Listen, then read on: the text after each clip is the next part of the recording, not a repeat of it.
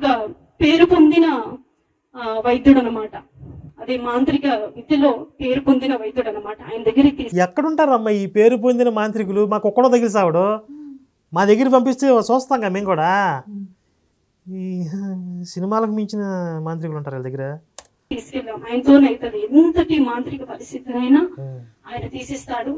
చచ్చిపోయే వాళ్ళు కూడా ఆయన దగ్గరికి పోతే బాగుపడతారు అని విని మా వాళ్ళు అక్కడికి తీసుకెళ్లారు. అక్కడికి తీసుకెళ్తే అంత దూరంలో నేనున్నా, నన్ను చూసి ఆమెను ఇక్కడికి తీసుకురాకండి, తీసుకెళ్ళండి, ఆమె చేయి దాటిపోయింది ఆల్రెడీ, ఆమె చిన్నప్పటి నుంచి. ఇదేదో హర్రర్ సినిమాలో ఉంది. అమ్మో నేను ఒక్కడనే ఉంటానమ్మా ఇంట్లో, నీ అమ్మ కడుపు మాడు. మీరు ఇందాక అడిగారు కదా ఎలా ఉంటుంది వీడియో అని, ఎలా ఉంది? సరే ఎలాగైనా సరే చూస్తా. అల్లుడు నువ్వు మాత్రం వెనక్కి తగ్గదు.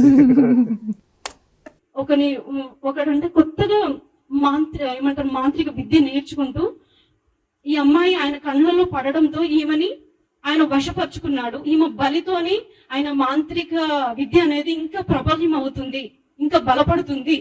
కాబట్టి అమ్మాయి బ్రతకడం అసాధ్యం కనుక మీరు తీసుకెళ్ళండి అనేసి అంత దూరంలో ఉండగానే ఆయన చెప్పి మరి మమ్మల్ని పంపించడంతో ఇక నా తల్లి బాగా ఏడ్చుకుంటా, నా తల్లి, నా తండ్రి, మా ఆయన, మా అత్తమ్మ వాళ్ళందరూ కూడా చాలా అయ్యో.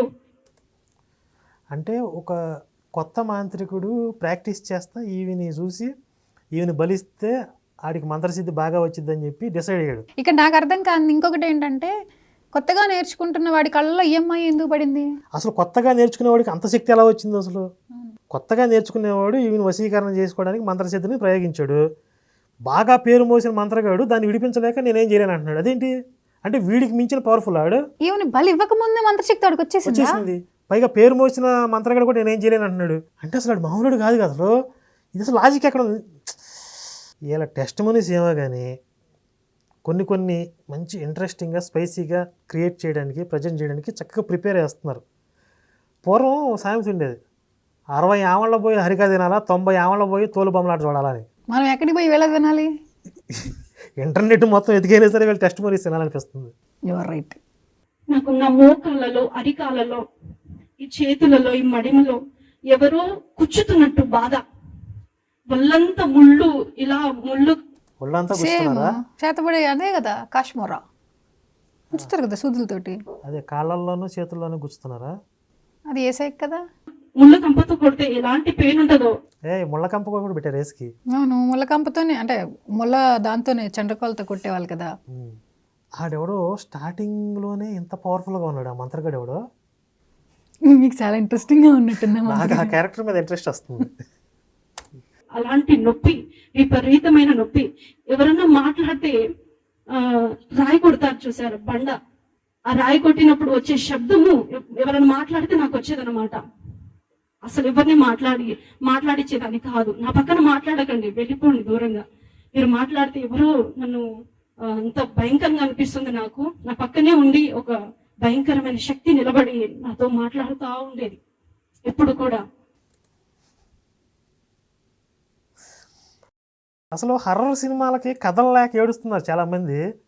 ఈ టెస్ట్ మనీ చూస్తే అసలు అద్భుతమైన కథలు దొరుకుతాయి. సినిమా మన టెస్ట్ మనీస్ ని డైరెక్టర్స్ కి పంపిద్దామా?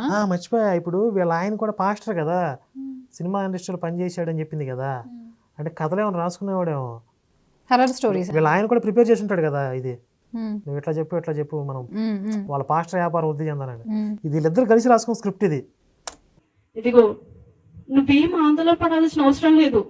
ఎవరు పక్కన ఒక శక్తి నిలబడి మాట్లాడుతోంది. వినండి వినండి. నేను మేము తీసుకెళ్తాం 1-2 రోజులు, ఇన్ని గంటలు, ఇన్ని రోజులు అనుకుంటా అవి నాతో మాట్లాడడం జరుగుతుంది. ఆ శక్తులు అనేవి నాకు మాత్రమే కనిపించేవి, నీకు మాత్రమే ఫెసిలిటీ ఇచ్చినాయి. మరి ఏం చేద్దాం? ఆయనకు గాని మా వాళ్ళ ఎవ్వరికి కనిపించేది కాదు. నువ్వెందుకు నా ఒక్కదానికి నువ్వెందుకు కనపడుతున్నావు? మీరే అసలు నన్ను ఎందుకు ఇంత బాధ పెడుతున్నారు? నేనేం ద్రోహం చేసినా మీకనేసి నేను వారితో మాట్లాడుతున్నప్పుడు అవి నవ్వేవి, పగలబడి నవ్వేవి. ఎలా నవ్వేవి అంటే ఇవిలాగా నవ్వేది ఆయన పంపిస్తే పగబట్టారు. అలా నవ్వుతూ నా పక్కన నన్ను ప్రతి క్షణం వేధిస్తుంది. ఏడుపొచ్చింది, ఏడుస్తుంది మళ్ళీ. మరి ఏడవాలి కదా, ఇప్పుడు దాకా రావాలి. నవరస నటనా కౌశలం అసలు ఈ ఆర్టిస్టులు అందరూ ఎక్కడి నుంచి వస్తారు? ఏం ఆర్టిస్టులు ఉన్నారు ఇండియాలో, ఏం ఆర్టిస్టులు ఉన్నారు, తొక్కేస్తున్నారు టాలెంట్ని. ఇప్పటి వరకు ఎక్కడన్నా ఏడ్చిందా? అసలు మీకు సాధ్యమైద్దా అట్లా నవ్వుతూ నవ్వుతూ ఏడవండి చూద్దాం? మీరు ఆర్టిస్ట్ కదా? నేనా? ఆ. కాదు.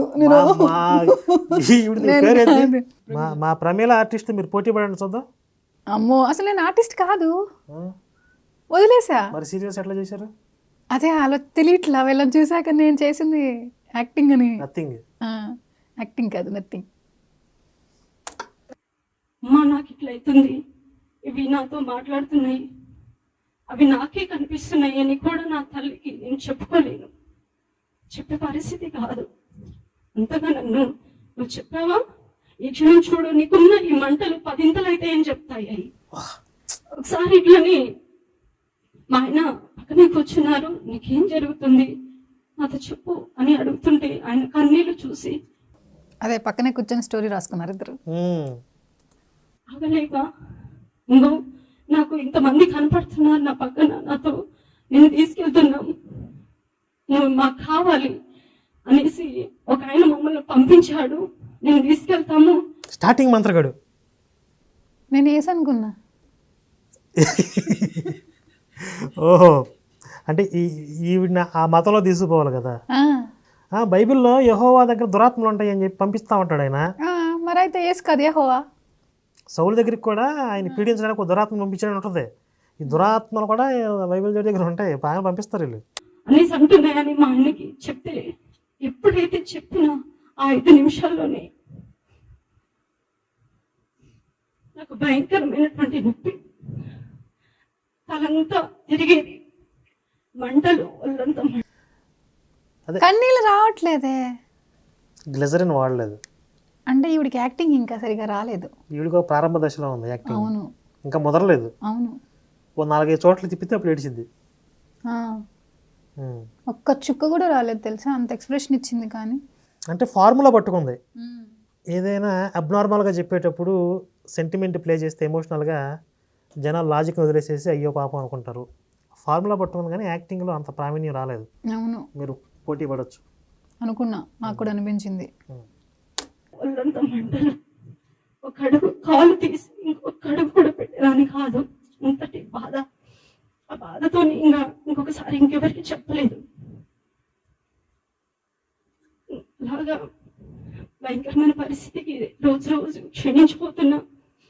చూస్తూ ఉండగానే 15 రోజులు గడిచిపోతా వచ్చాయి. 3 రోజుల్లో తీసుకెళ్తామన్నారుగా, 15 రోజులు ఎలా బతికింది? పోస్ట్ పోన్ చేశారేమో, పవర్ సరిపోలేదేమో. వాళ్ళు కూడా కొంచెం విహారయాత్రకు పోయింటే దెయ్యాలు కొన్నాళ్ళు పక్కనే ఉన్నాయి కదా, మాట్లాడుతూ ఉన్నాయి.